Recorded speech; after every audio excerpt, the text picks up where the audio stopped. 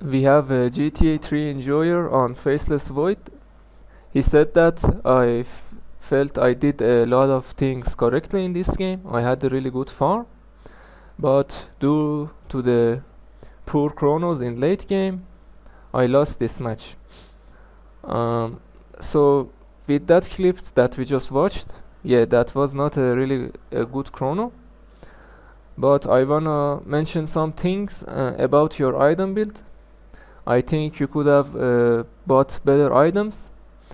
And think about this: whenever you're super ahead in game and you feel like you're really strong,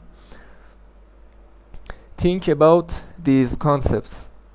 First of all, you need to think about, okay, I'm the strongest hero on the map, I give a lot of gold to the enemy team, and if I die, the game just turns around and we will lose all our advantage. So you need to think about what they need to do in order to kill me, like how they should play in order to have a good fight. So when you look at their heroes, you see DK, you see Silencer, you see Troll. So they either kill you with a stun on DK and they follow up with Mirana, or they just root you with Troll, and or they catch you off guard with a global silence. So I think that your item build is not a really proper item build in this game. You could have first of all, the BKB is fine, but I think you need another defensive item besides that. It's either Manta, Lincoln, Satanic.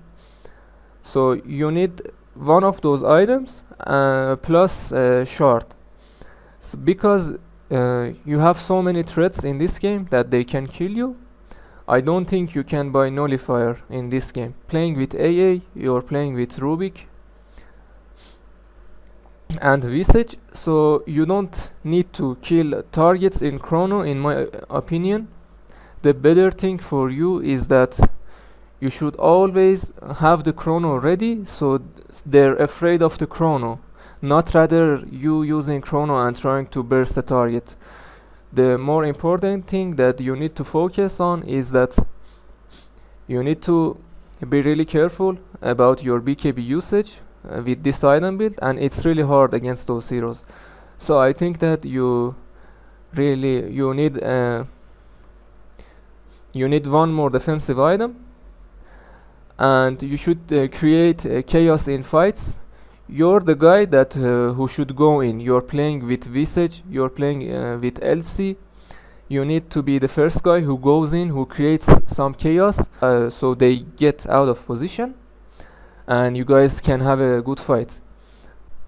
On Drow Ranger, the way people buy items on this guy is that they first buy Dragon Lance, and they disassemble it, and they buy Axe.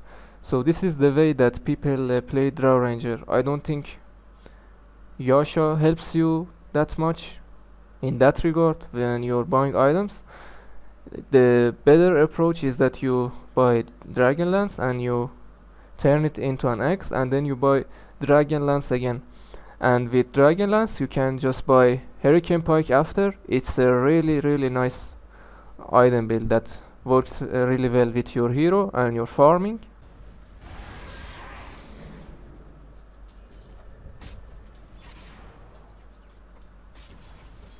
Coin for me.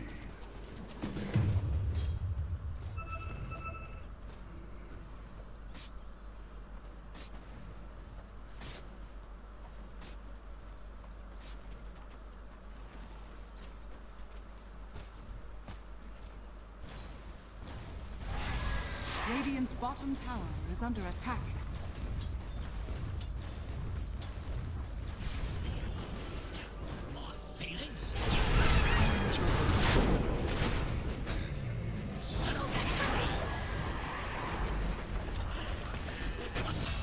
Radiant's bottom tower is under attack.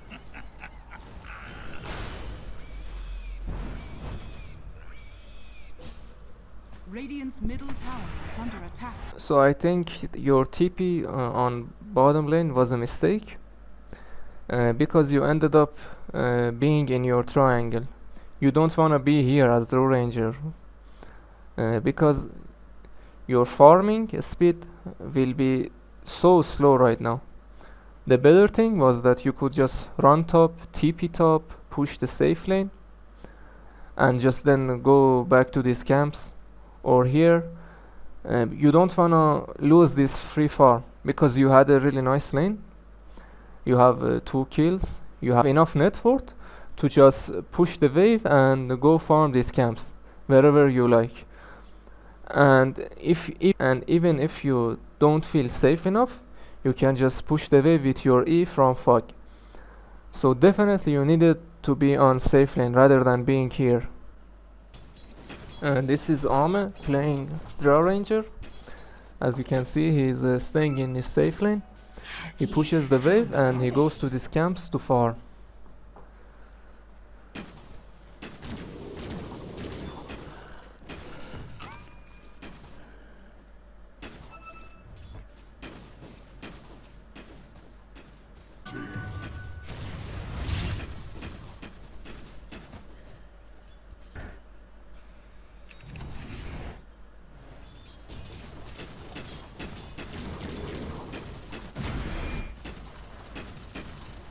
Radiant's middle tower is under attack.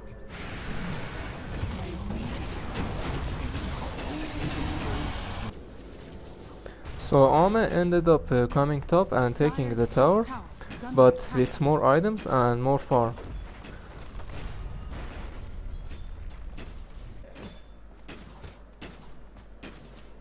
So he does this, he gets his axe, and then he just goes Dragon Lance again and he buys a Hurricane Pike.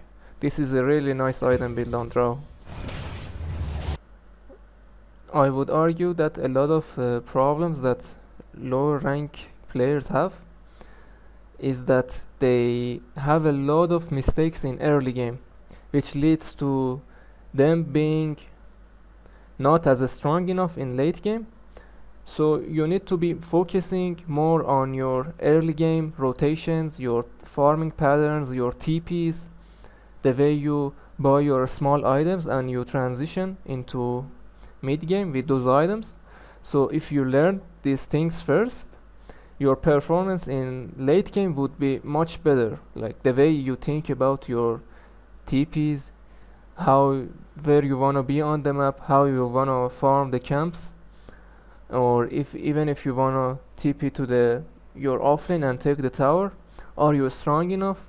Do you have enough items? Do you have enough levels to do that? So I think that watching better players, higher ranked players, the way they do those things will help you much better. Now if you're looking for replays of higher ranked players to watch but you don't know where to find them, this is a really nice website for that. It's called Dota 2 Pro Tracker. It's called Dota 2 Pro Tracker, which you can find replays of any pro player you want and even their smurfs. For example, we have a KP smurf here. You can find any replays of any hero that you want. For example, I wanna check Drow Ranger. I just search it, and on the on left it shows the players that have played Drow Ranger. For example, we have Como, we have Ame on his Smurf account. He has played 5 games recently, and he shows it shows matchups on the right side, and in the middle it shows the average items that players have bought on Drow Ranger. And here are the pub spammers on the left side. It is a really nice website if you wanna watch replays. His matches that he has played, for example, Void, Sven, Gyro, Slark. And if you go to the heroes played, we have Drow Ranger, and you can copy the match ID here by just clicking. And if you